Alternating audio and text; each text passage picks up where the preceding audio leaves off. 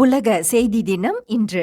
செய்தியாளர்கள் செய்தி நிறுவனங்களின் பணியையும் சமூகத்தில் அவர்கள் ஆற்றும் முக்கிய பங்கையும் கொண்டாடுவதே உலக செய்தி தினத்தின் நோக்கம். நீங்கள் விரும்பும் செய்தி எது? எனக்கு அறிவியல் சம்பந்தப்பட்ட செய்திகள் ரொம்ப பிடிக்கும்.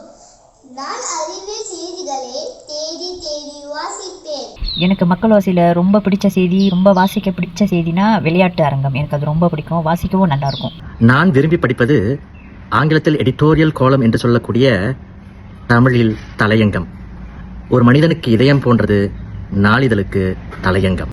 எனக்கு மக்கள் ஓசையில் புதன்கிழமை வரும் மாணவர் ஓசை மிகவும் பிடிக்கும்.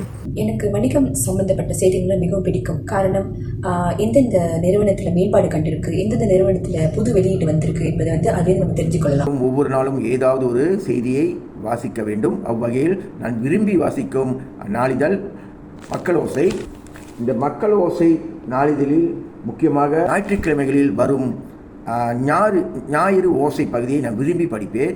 காரணம், அப்பகுதியில் நமக்கு தேவையான சுகாதாரம், கல்வி, அரசியல், வணிகம் மற்றும் பொது விஷயங்கள், முக்கியமாக உலக செய்திகள் படிப்பதற்கும் ஏதுவாக இப்பகுதி அமைக்கப்பட்டுள்ளது.